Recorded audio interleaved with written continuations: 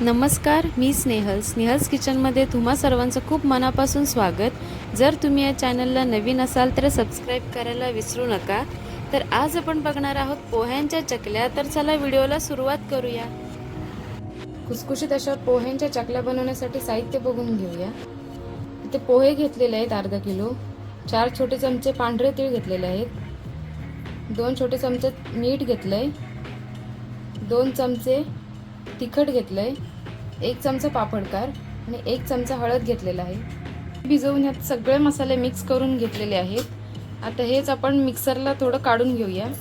ते 2 मिनिटे मिक्सरला बारीक वाटून घ्यायचं आहे। या पद्धतीनेच बाकीचं पोह्यांचं पण वाटून घेऊया।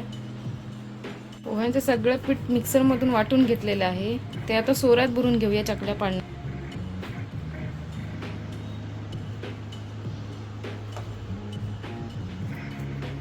चकल्या पाडून घेऊया एक एक करून सोऱ्यामधून।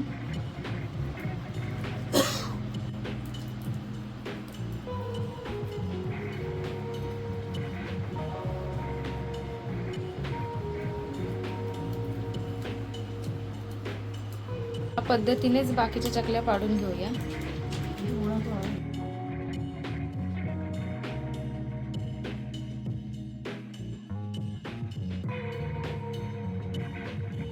पद्धतीने सगळ्या चकल्या पाडून घ्यायच्या आणि 2 दिवस कडक उन्हात चांगल्या वाळवून घ्यायच्या।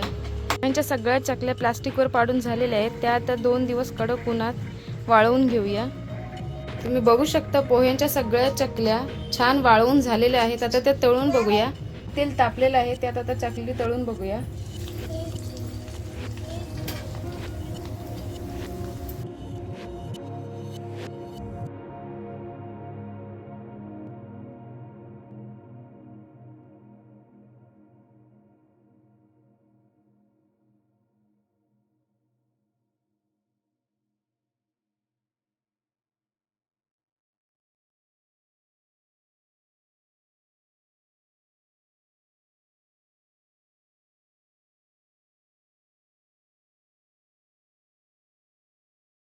खुसखुशीत अशा पोह्यांच्या चकल्या तयार आहेत। ही रेसिपी तुम्ही नक्की ट्राय करून बघा। कशी वाटली ते कमेंट्समध्ये कळवा।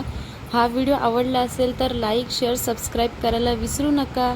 भेटूया पुढच्या नवीन रेसिपीमध्ये। तोपर्यंत धन्यवाद।